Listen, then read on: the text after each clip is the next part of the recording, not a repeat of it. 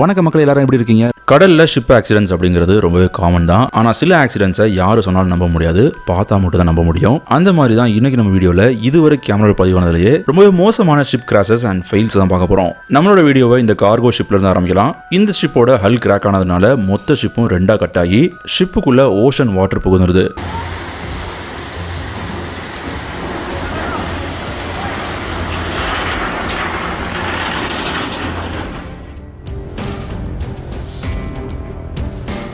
என்னைக்காவது உங்கள் வாழ்க்கையில் 112 அடி உயரமாக இருக்கிற ஷிப் அது டாக் பண்ணி வைக்கப்பட்ட நேரத்தில் அப்படியே விழுந்ததை பார்த்துருக்கீங்களா?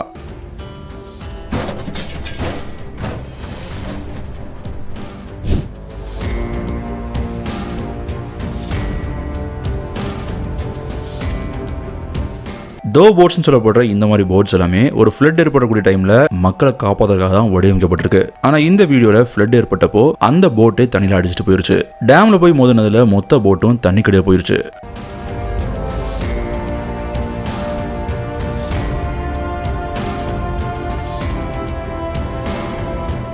நம்மளோட வாழ்க்கையில் நம்ம எல்லாருமே இந்த மாதிரி ஒரு விஷயத்தை எக்ஸ்பீரியன்ஸ் பண்ணியிருப்போம். அதாவது கிளாஸில் யாராவது ஒருத்தர் தப்பு பண்ணியிருப்பாங்க, அதுக்காக மொத்த கிளாஸும் போய் பனிஷ்மெண்ட் வாங்கிட்டு இருக்கோம். அதே மாதிரி தான் இந்த ஃபுட்டேஜில் ஒரு போட்டால் அங்கே பார்க் பண்ணிட்டு இருக்க எல்லா போட்டுக்கும் டேமேஜ் ஆயிருது.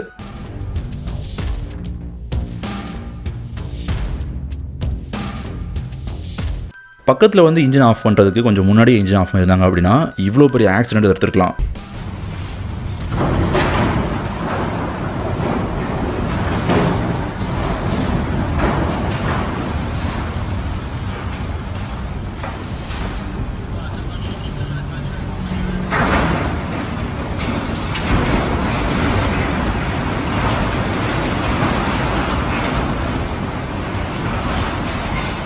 இந்த ஷிப்பை ஒரு மிசைலை வச்சு தாக்கி அழிக்க போறாங்க. ஆனா பயப்படாதீங்க, இந்த ஷிப்ல யாருமே கிடையாது. இது நார்வே நாட்டோட ஒரு மிசைல் டெஸ்ட் மிஷன்.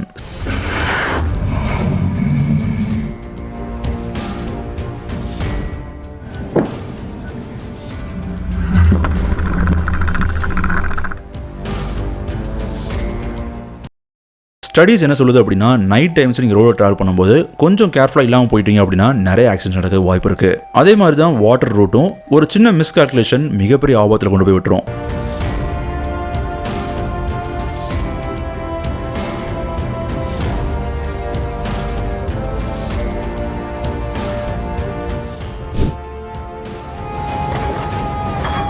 கடல்ல ஒரு மிகப்பெரிய சம்பவம் நடக்கிறதுக்கு இன்ஜின் மால் ஃபங்க்ஷன் மட்டுமே காரணம் கிடையாது. சில நேரங்களில் கப்பல் சிமெட்ரிக்கலா பேலன்ஸ் ஆகாம இருந்தா கூட இந்த மாதிரி ஆபத்து நடக்கும். அடுத்த தடவை அந்த கப்பலோட கேப்டன் கரெக்டா கப்பலை பேலன்ஸ் பண்ணுவாருன்னு நினைக்கிறேன்.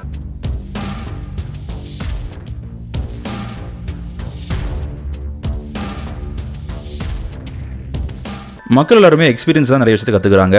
அப்படி இல்லை அப்படின்னா இந்த ஷிப்பை எதுக்காக ஒரு பேடான வெதர் கண்டிஷன்ல லேண்ட் பண்றாங்க?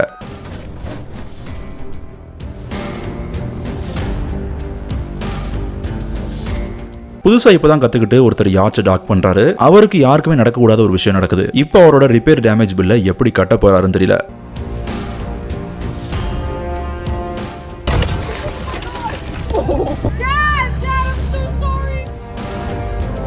$24 மில்லியன் விலை இருக்கிற ஒரு மிகப்பெரிய யாட்ச் ஒரு எக்ஸ்பென்சிவான டேமேஜ் ஏற்படுத்தினா அதை பார்க்கறதுக்கு இப்படிதான் இருக்கும்.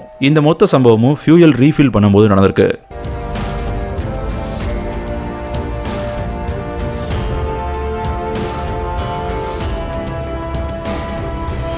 எஸ்டோனியா நாட்டில் இருக்கிற இந்த ஷிப் ஹார்பர்ல வந்து மோதினதுல அந்த ஷிப்ல இருக்கிற நிறைய கார்ஸ் டேமேஜ் ஆயிருக்கு. அதிர்ஷ்டவசமா அந்த ஷிப்ல இருந்த பிரசிடென்ட் ஆஃப் எஸ்டோனியாக்கு எதுவுமே ஆகல. ஆனா ஷிப்ல இருந்த கார்ஸும் டேமேஜ் ஆகாம இருந்துச்சு அப்படின்னா நல்லா இருந்திருக்கும். பிரசிடென்ட்டை இம்ப்ரெஸ் பண்றதுக்கு இதுவும் ஒரு வழி போல.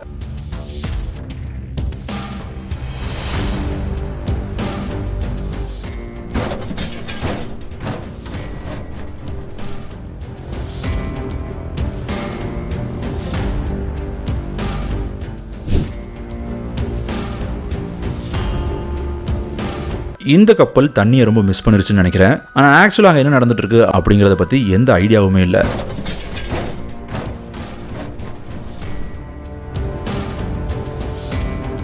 நல்லா இன்சூரன்ஸ் பண்ணப்பட்ட இந்த ரெண்டு யாட்சுக்கு நடுவில் காம்படிஷன் நடந்துட்டு இருக்கு. ஆனால் ஆன்போர்டில் இருக்கிற பேசஞ்சர்ஸ்க்கு இது ஒரு மோசமான விஷயம். அன்னைக்கு இது ஒரு மோசமான விஷயம்.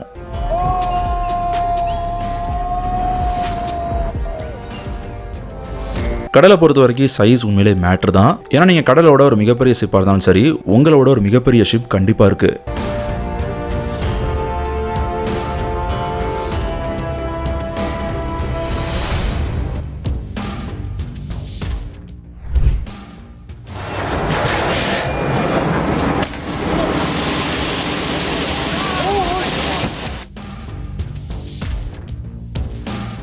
40 டன் இருக்கிற இந்த ஷிப் ஜப்பான்ல இருந்து தாய்லாந்துக்கு டிராவல் பண்ணி போயிட்டு இருந்திருக்கு. நடுக்கடல்ல இந்த கப்பல் ரெண்டா உடைஞ்சு கப்பல் இருந்த எல்லா ஆயிலும் கடல்ல ஸ்பில் ஆயிருச்சு. இந்த சம்பவத்துக்கு காரணம் என்ன அப்படின்னா, கப்பல் தரையை தட்டினதுனால ரெண்டா உடைஞ்சிருச்சுன்னு சொல்றாங்க. ஒரு கப்பலோட ஒரு சின்ன கேர்லெஸ்னஸ் இன்னைக்கு எவ்வளவு பெரிய பிரச்சனை கொண்டு போய் விட்டுருக்கு பாருங்க. கப்பல் மூழ்கினத்தை சுத்தி 3 கிலோமீட்டர் ரேடியஸ்க்கு எல்லா அக்வாட்டிக் லைஃபையும் மொத்தமா இந்த சம்பவம் பாதிச்சிருச்சு. சீக்கு நடுவில் இந்த ராக்ஸை யாரு வச்சான்னு தெரியல.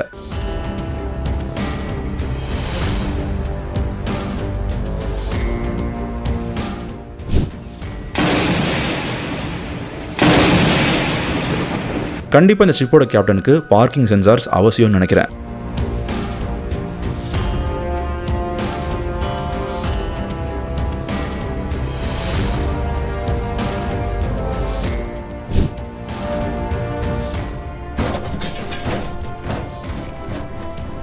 பேங்காக்ல இருக்கிற இந்த ஹார்பர் மொத்தமா டேமேஜ் ஆயிருக்கு. ஏன்னா ஷிப்பை கரெக்டான டைமிங்ல ஸ்டாப் பண்ண முடியல. அதிர்ஷ்டவசமா இந்த சம்பவம் ஏர்லி மார்னிங்ல நடந்ததுனால யாருக்கும் எந்த இன்ஜுரியும் ஆகல. ஃபியூயல் ஃபில் பண்ற ஒரு டாக்ல மெக்சிகோல இருக்கிற இந்த யாட்ச் கண்ட்ரோல் இல்லாம வந்து மோதிருது. அதிர்ஷ்டவசமா அன்னைக்கு எந்த விதமான ஃபயர் இன்சிடென்ட்டும் ஏற்படல.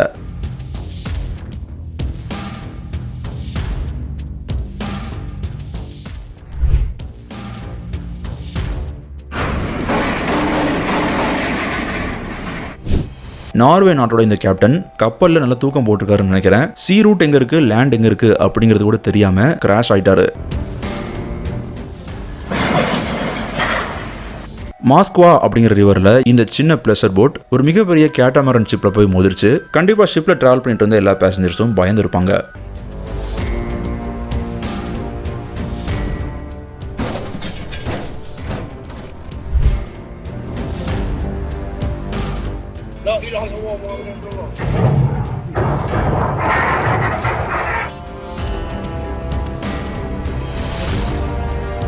ஜெட் லைனர்னு சொல்லப்படுற இந்த கப்பல் ஜகார்டா அப்படிங்கிற இடத்துல இருக்கிற பில்டிங் மேல போய் மோதிருச்சு. கரையோரத்தில் இருந்த மக்களை டேஞ்சர்ல விட்டதுக்காக அந்த கப்பல் கேப்டனோட லைசன்ஸை புடுங்கி வச்சுட்டாங்க.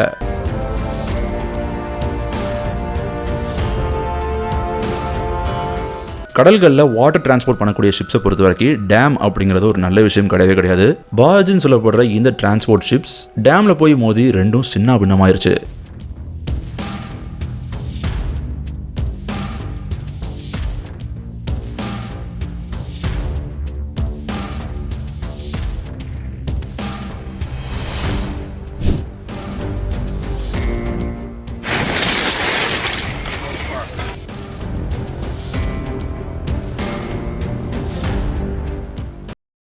இந்தோனேஷியா பகுதியில் இருக்கிற காலோ போர்ட்ல 2 மிகப்பெரிய கார்கோ ஷிப்ஸ் ஒன்னுக்கு ஒன்று மோதிருச்சு. நல்ல வேலையா அன்னைக்கு யாருக்கும் எந்த இன்ஜுரியும் ஆகல.